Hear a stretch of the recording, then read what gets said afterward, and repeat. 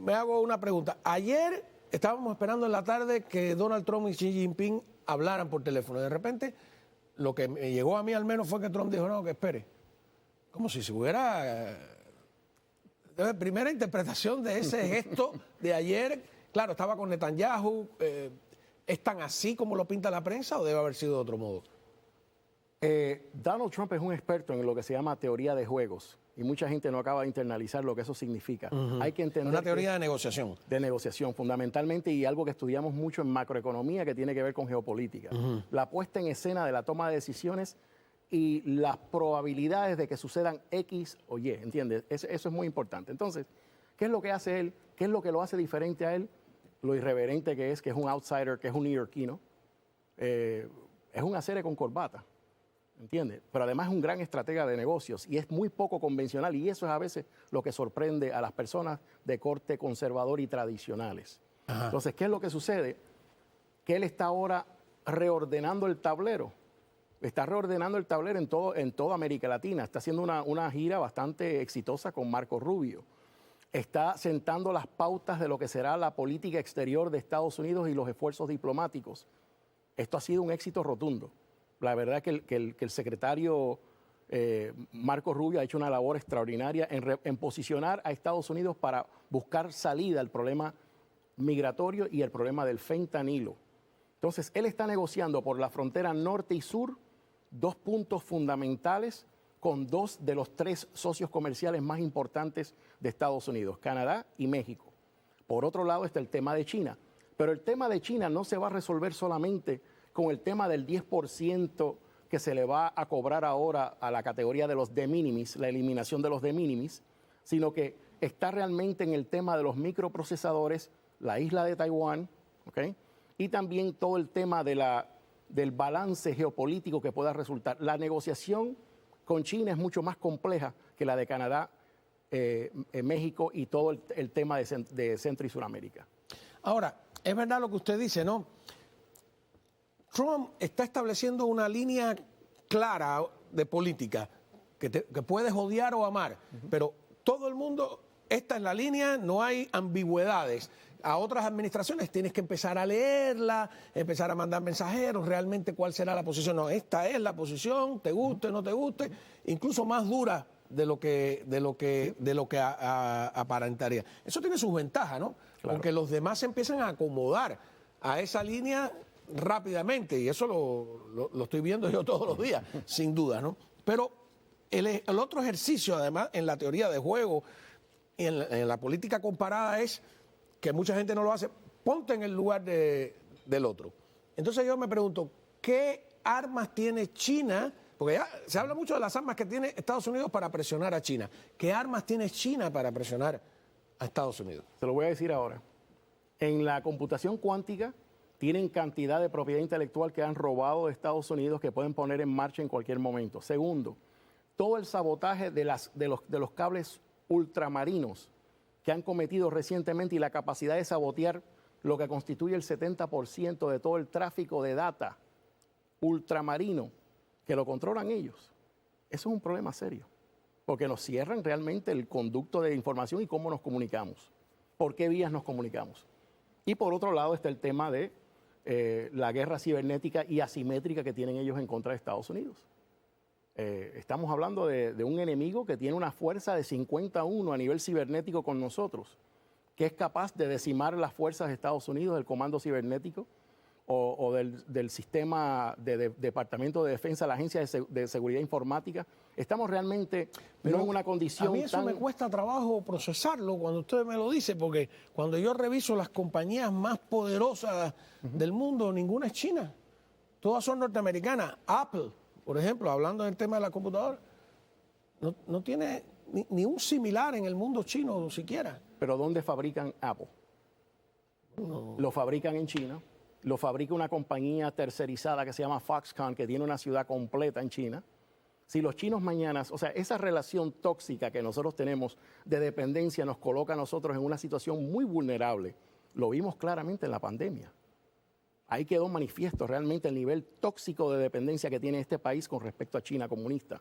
Eso realmente ilustra quién tiene a quién agarrado por las barbas. China nos tiene en una situación donde pueden declararnos un jaque mate. En la administración anterior nos declararon y cometieron un acto de guerra bacteriológica. Así lo expuse desde un principio.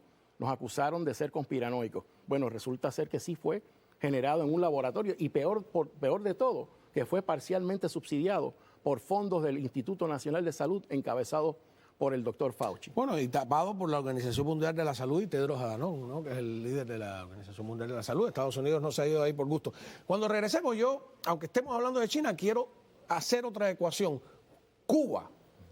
¿Cómo puede jugar, o sea, qué armas tiene Cuba para evitar que se atente contra la estabilidad de la dictadura, etcétera, etcétera? En esa ecuación internacional, Cuba, Moscú, Pekín, La Habana. Volvemos. Muy bien, hablando con el doctor Rafael Marrero y revisando su libro La Última Frontera, que es un libro exhaustivo sobre China, veo que aquí usted tiene, doctor, en el capítulo 17, en la página 193, usted habla del tema de Cuba. Entonces, esa misma pregunta del segmento anterior con China, yo me la he hecho con Cuba. ¿Qué armas tiene Cuba para evitar un colapso, ¿no? O para enfrentarse a los Estados Unidos? Por supuesto que el arma migratoria, la del chantaje emocional aquí a los exiliados. Y la otra que yo veo es la de colocarse, como en la crisis de los misiles, en un nuevo contexto, como una ficha en el tablero de Rusia, Estados Unidos, Pekín.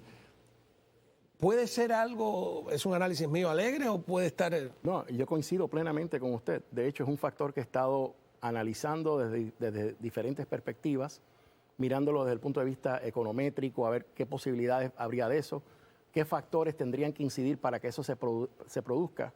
Y realmente la posibilidad es real, porque estamos hablando de que sí existe una presencia de tropas chinas en Cuba. Los efectivos del Ejército Popular de Liberación sí tienen una posición y también se está conduciendo todo tipo de espionaje electrónico desde Cuba. Entonces, Cuba se ha convertido prácticamente en una especie de portaaviones para las tropas del enemigo, desde el cual se lanzan ataques a Estados Unidos, a los países de Occidente, se fomenta la exportación de revolución y últimamente se han posicionado como gestores de proyectos que tienen que ver ahora, por ejemplo, con hacerle la vida imposible a todo el que esté a favor de la libertad y de la democracia. Por ejemplo, ahora en estos últimos 4 años participaron grandemente en la exportación de todo el proceso migratorio de América Latina. Esto no se da de manera fortuita, esto requiere una coordinación entre La Habana, Venezuela, y otros países para que participen y pasando por México, que es un lugar que está controlado por los cárteles de la droga, que son quienes controlan incluso las personas que pasan por esos puntos de tránsito. Pero vamos a imaginar el tablero. Imaginemos un escenario. Están negociando el destino de Taiwán con China. Y Cuba logra colocarse en esa negociación para que... ¿Para qué? ¿Cómo lo haría? A ver, un ejemplo. Forzaría a Estados Unidos a tomar una decisión de qué sería más importante en esos momentos, como se produjo en el pasado. Estamos hablando de que en Taiwán se producen todos los semiconductores necesarios para operar hasta los aviones caza de guerra de Estados Unidos. Si Estados Unidos está ante una situación de vulnerabilidad, donde no tenemos el apresto a nivel operativo para poder regenerar, o sea, crear nuevas condiciones acá en Occidente, de esas factorías que hacen falta para producir esas mercancías. Son meses y meses que se demora reabastecer la cadena de suministro, por ejemplo, en armamento y todo eso. Recientemente, Cabo, y esto es algo que va directamente a lo que acabas de preguntar, el Centro de Estudios Estratégicos Internacionales de Washington, el que hizo los estudios de la inteligencia de señales, ese think tank hizo un ejercicio que se llama un wargaming, un tabletop exercise, donde estudiaron qué pasaría si se invade a Taiwán, si los chinos invaden a Taiwán, ¿no? Y Estados Unidos va a defender a Taiwán. Bueno, uno de los resultados de ese ejercicio fue precisamente que nos quedaríamos desabastecidos de municiones en una semana. Entonces estamos... ¿Estados Unidos? Estados Unidos, sí, señor. Y entonces el problema es que estamos ante una situación de falta de la cadena de suministro y la base industrial de manufactura para la guerra está muy decimada en este país. Los cubanos entienden, bueno, La Habana entiende eso muy claramente y ellos saben poner el dedo en la llaga cuando duele. Y a eso están apostando, que se precipite una crisis provocarle una crisis a Estados Unidos donde tenga que tomar decisiones difíciles basadas en lo que se llama realpolitik. Y a eso están apostando ellos. A ver, pero yo digo, ¿qué ecuación puede hacer Cuba? O sea, los americanos defienden Taiwán y le dicen a los chinos, no te puedes meter allá. Y los chinos le dicen, bueno, entonces tú no te puedes meter en Cuba. No puedes hacer nada eso fue la crisis de los misiles. Estados Unidos se comprometió a cambio de que sacaran los cohetes a no hacer nada para cambiar el sistema. Fíjate que ese pacto Kennedy-Khrushchev que uno creía que era una fantasía es un hecho concreto. Es un hecho concreto. Ahí saldría ganando Cuba. Claro, claro. Ahora, donde yo no veo que saldría ganando y ellos donde más han apostado es en el tema Rusia. Porque Rusia tendría a cambio que Ucrania. Ahora Trump negocia que Rusia se queda con parte de Ucrania y entonces es una cosa que podrían decirle, ok, yo te dejo que tú te quedes con esto, con lo otro, no me voy a meter en eso, pero por favor, quítamele el apoyo a Cuba. Ahí sale perdiendo Cuba. Sí, pero hay que ver qué es lo que hay. O sea, los chinos les resultan mejores aliados que Rusia. Sí, definitivamente, desde el punto de vista económico. Desde el punto de vista militar, ellos les conviene garantizar ciertas condiciones. Aquí hay un tema de minerales críticos, Cao, y Ucrania realmente es el país más rico del mundo en esos renglones de minerales que hacen falta para la producción. Hay que preguntarse quién va a reconstruir Ucrania después de la guerra. Se lo dejo de tarea, porque eso es un tema muy importante que va a cambiar el balance geopolítico en Europa y en toda América Latina. ¿Quién? Hay intereses que ya están apostando a poder reconstruir megacorporaciones que tienen que reconstruir. Hay infraestructura que reconstruir, hay derechos minerales, hay derechos en el subsuelo, hay mucha explotación mineral. Estamos hablando de temas que son... ¿Sabes quién? La propia Rusia. Exactamente. Eso podría tener su lado malo o bueno. Pero el régimen de Cuba, ojo con Brunito y todo eso. O quién sabe si Halliburton. También. Pero el régimen de Cuba se juega con candela porque es un entreguismo peor que todos los platistas, peor que todo. Que tú, es profeso, te conviertas en un peón, en un tablero donde tú no eres el que mueves la ficha.